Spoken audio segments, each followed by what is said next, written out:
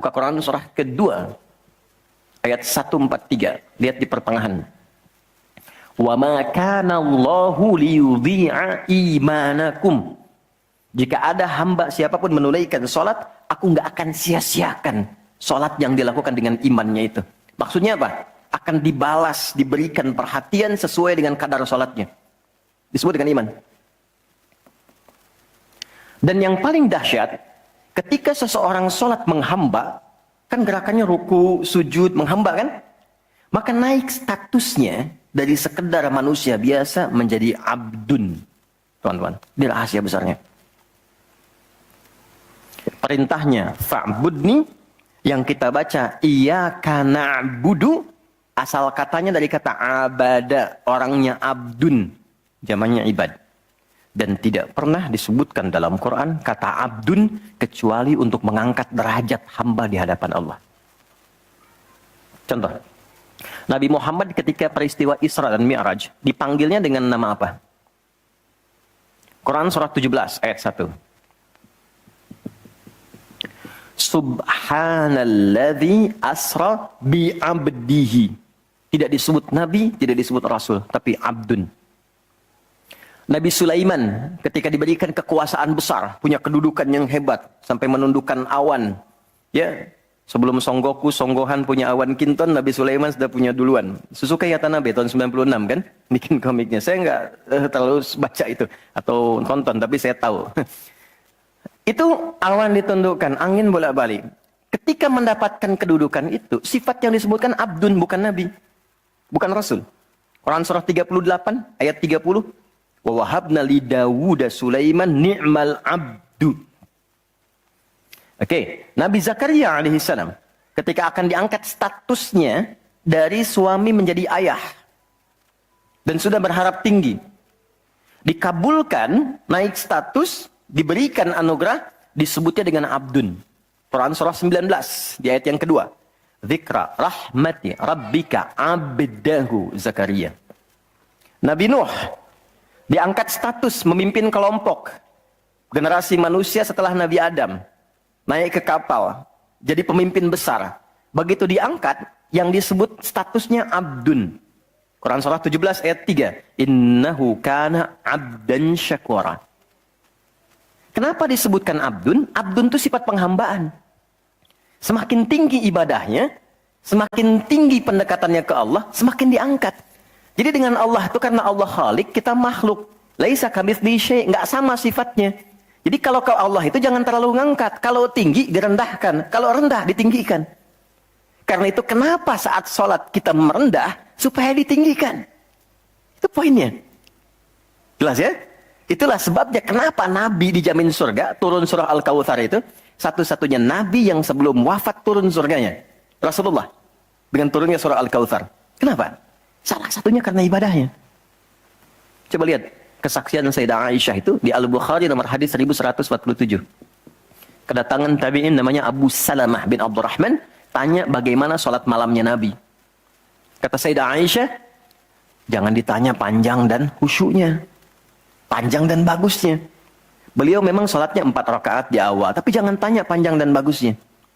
Beberapa sahabat dulu pernah pengen tahu, penasaran.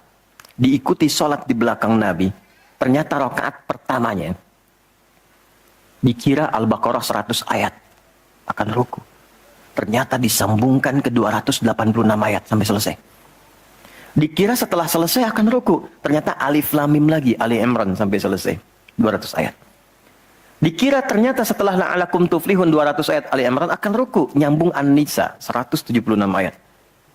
Baru kemudian ruku setelah 5 juz 4 halaman. Ruku. Besoknya orang-orang ini nggak ikutan lagi. Udah. Lain memang levelnya. Salam. Tersentuh kaki Nabi itu dengan tangan Sayyidah Aisyah. Ini menunjukkan sederhana kehidupannya. Bayangkan kan, suami sholat, istri tidur, nyentuh bagian kaki. Kira-kira tidurnya, alasnya di mana tuh? Nabi besar loh, ahli surga, hebat, pemimpin besar, kehidupan demikian. Tapi kalau sedang beramal kaya, sodakoh kaya, sholat kaya, kakinya bengkak. Kata Sayyidah Aisyah, kenapa begini ya Rasulullah? Alam takun madmunah, alam takun ma'sumah. Engkau kan dijamin surga, surahnya sudah turun. Engkau dijaga dari kesalahan, maksum. Jawabannya ringan sekali. Afala akunu abdan syakura, abdun. Apa enggak boleh aku menjadi hamba yang bersyukur? Ternyata syukur itu kalau dulu para nabi itu pakai ibadah. Jadi kalau dapat nikmat nih teman-teman, ini rahasia hari ini ya. Di antara kita saja ya. Karena saya nggak bagi di yang lain nih, cuma di sini nih. Ya. Para nabi itu, kalau mereka dapat nikmat apapun, itu yang dilakukan syukur. Dan syukurnya lewat ibadah. Contoh, biasa kan suka hadir ulang tahun ya. Masuk ulang tahun kesekian. Nabi tiba-tiba hari Senin puasa. Ditanya oleh sahabat, ya Rasulullah kenapa puasa?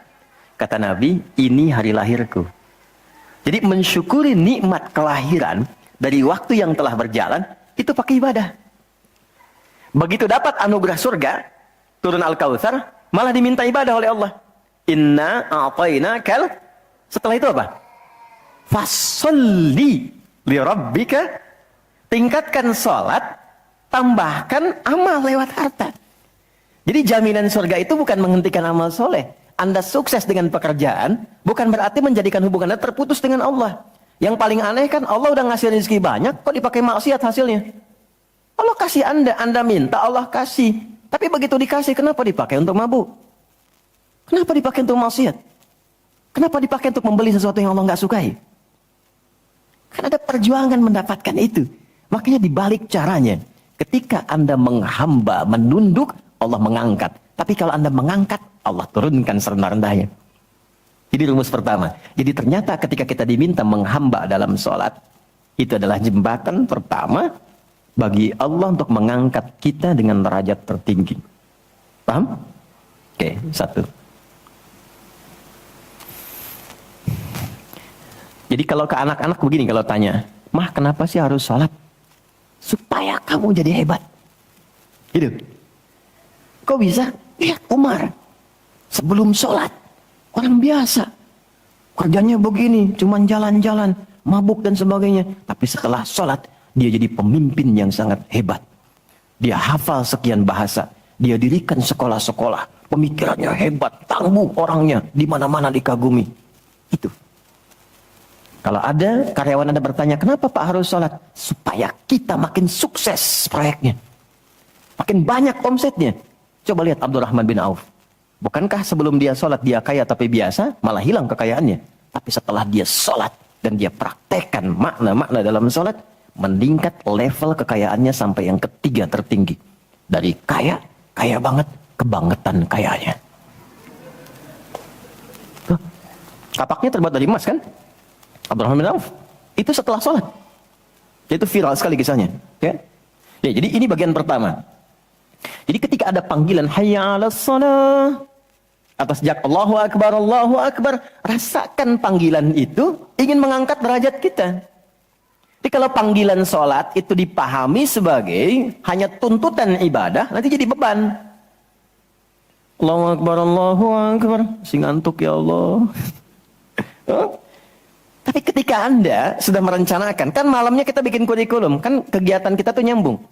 Malamnya istighfar, menyiapkan kurikulum untuk besok. Istighfar itu mengoreksi yang belum bagus apa hari sebelumnya. Katanya pengen ke surga, surganya Firdaus, tapi salatnya masih bolong-bolong. Baca Quran belum maksimal, sedekah belum ada. Kita koreksi besok terencanakan. Saya pengen sholat di tempat ini. Besoknya saya akan misalnya mengerjakan ini, capaiannya ini. Bikin kurikulum A sampai Z. Begitu kita bangun tidur, dipanggil. Allahu Akbar, Allahu Akbar. Yang kita siapkan itu tadi, rencana. Dibawa menghadap Allah, minta kemudahan. Minta perlindungan, minta pengangkatan. Makanya kenapa sholatnya disebut subuh dari kata asbah. Sesuatu yang sudah siap dengan rencana. Wasubhi idza tanaffas. Quran surah 81 ayat 18. Di orang Islam itu bangun dari tidur, dia sudah punya rencana yang mau dia siapkan ke depan apa. Jadi nggak ada ceritanya ke depan bingung. Jam 7 mau kerjakan apa, 9 ada di mana. Rencana itu dibawa menghadap Allah. Dalam sholatlah kita mintakan kemudahan. Itulah pengantar, pengangkat derajat. Jadi ketika azan berbunyi kalimatnya Allahu Akbar, Allahu Akbar. Ini peluang saya. Jelas?